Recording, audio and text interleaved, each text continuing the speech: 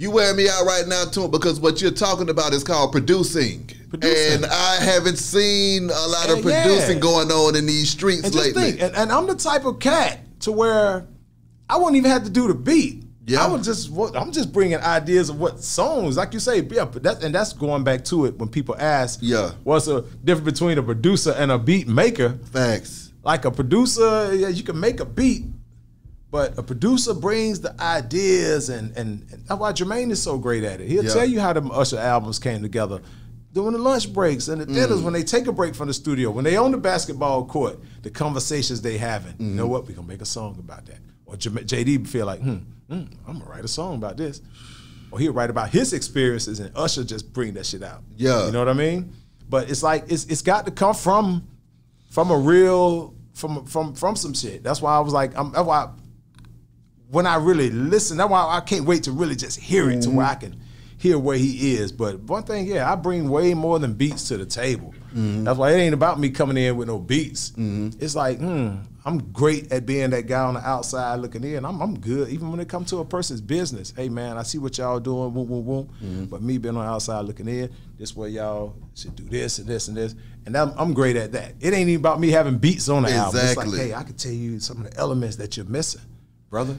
You know what I mean? Answer me this though, Toomp. When you are a part of things that are that damn large and so great, so you know you got a concept album called American Gangster, and you team up with Jay-Z.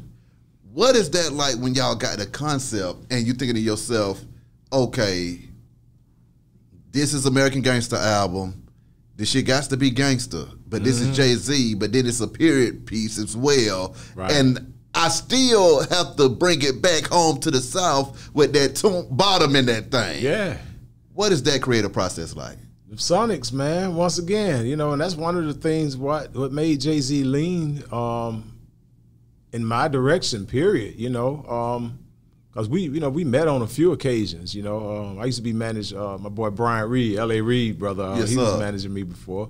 And I remember him taking me to New York before, you know. I ran into some people with Jay and his folks. But then my boy Big John took me to him, and I met him again, you know what I mean?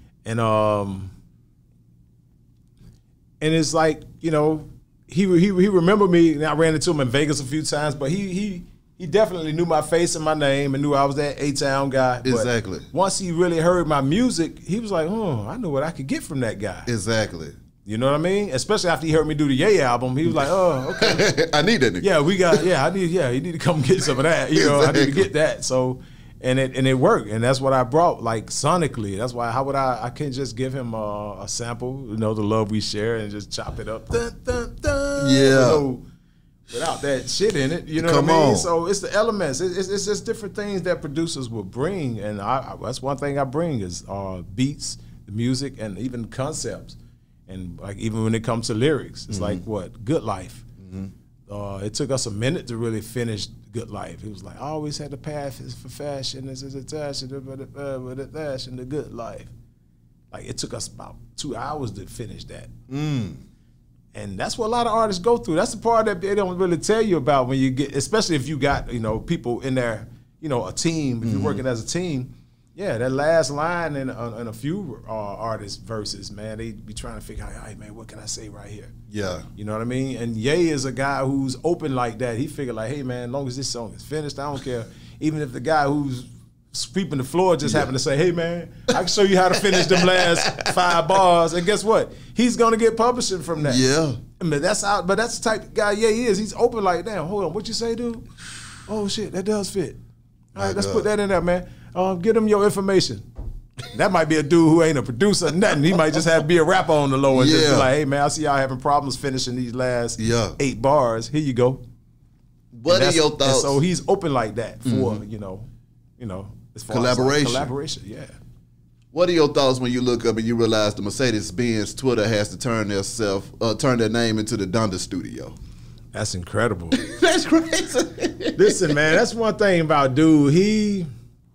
He will he just do he just do some shit that who would have thought about posting up in a stadium and doing an album? We already know, definitely every major venue like a stadium has a state-of-the-art studio just to even broadcast to the masses a certain way. So those are some of the best mixers, some of the most high tech microphones that you can find. So, and just, you know, telling what type of acoustics he's getting in whatever room he's in.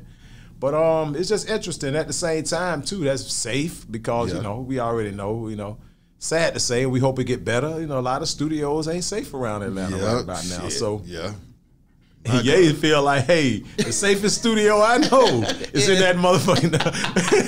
Y'all niggas ain't getting this though. Y'all can't get it here. Y'all can't drive by and see who caught sitting outside. So as far as this where we are, as far, you know, we kind of like Code Orange right now when it comes to studios. So I think that's the safest studio in Atlanta. But then also imagine if you're making stadium music, you're inside a stadium, but then you get to test it on the stadium speakers because you're living in there every 5 minutes. Yeah. So you get to go from the studio and then you get to walk right back out there on that field again, play that music again and say, okay, this is how it sounds in the stadium. Well, I tried in the club before the stadium if it came down to me. Ooh. Yeah. Talk to me. See, like Dr. Dre, right? That's right. At Interscope, well, Dr. Dre had his studio where he works at, and of course the Sonics are dope. But at Interscope, they had like in their office. It was a big area where they have events and parties, and it's a PA system in there.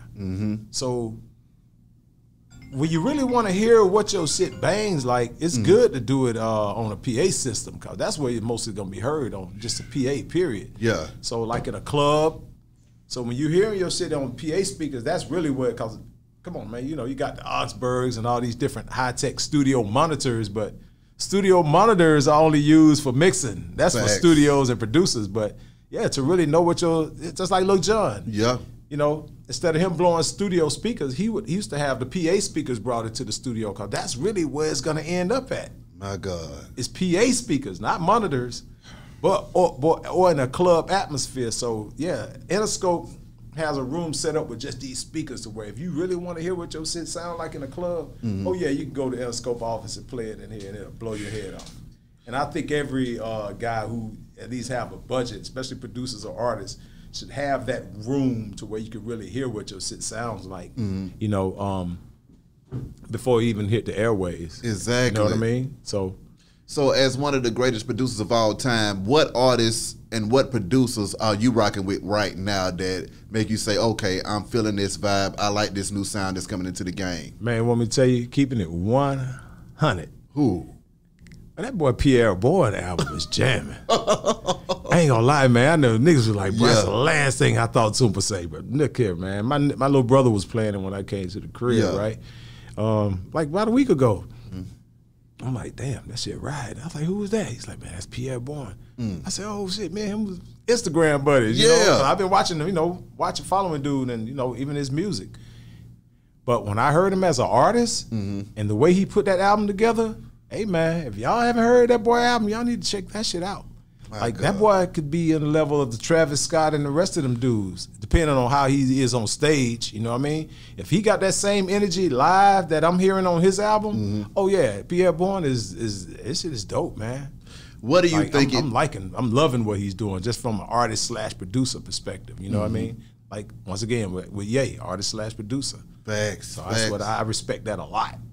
What do you think it takes for an artist to get from that regular average level to that rock star level? Is it something that they have to have in them? Is it work ethic? Is it God-given gifts? How the hell do you go from being a nigga walking down the street to filling out a doggone stadium for your listening party? Man, honestly, it ain't even. It's about doing what you do, doing what's you. Because when you reach over there and try to get that, you know, some people like, oh, you know, I made this one because I want to try to make a crossover song. You don't try to make a crossover song. That shit got to be organic. Because if you reach in that bag and just tell your whole crew, hey, man, we want to make a song for this radio station. The fans could tell that you're reaching over there. You know what I mean? It shouldn't be obvious that you're reaching into that bag. So if a song cross over, it needs to just be organically. Or if it goes pop, that means that's a popular record. See, that's what people get wrong and when they say pop. Oh, man, he went pop. That don't mean he went in the studio saying, I want this album to appeal to different hues of humans. I want to get out the hood and want this to hit the world. That shit, it's an organic thing. You know what I mean? Facts. So, and it's the ones who really just keep coming back to the table. You know what I mean? You got some kind of like a Lil Nas X who, you know, first record end up blowing like that. But like even a Lil Baby right now. Come on, man. This dude started off in Southwest Atlanta. Facts. Trapping. Yeah. You know what I mean? And brought his life to the studio and spitting everything in that booth. And see, that's what you got a lot of cats who don't one of the things that make a great artist is a person who can bring all their thoughts into that damn booth. Some cats get in that booth and get lost. Okay. You know what I mean? Okay. But when you're that artist who really you get good at bringing your life to that booth and can spit that shit through this microphone, yeah, and everybody can relate to your story, oh man, everybody's looking for your next album. And that's why the man keeps releasing records, because he's really doing some shit that's him. He ain't telling another cat's story. All that is him. Facts. That's how he kick it. So yeah, and cats all around the world, once they see you and hear your music and hear your interviews, they be like, oh, that's him for real. Exactly. He wear that jacket, you know. He ain't run around trying to kill her, but he got fools around him if it came down to it. Hopefully he'll be smoother where they won't even have to even go to work, where he could just really enjoy the rest of his career and just ride out. You know, we love to hear more music from Lil Baby and a few others.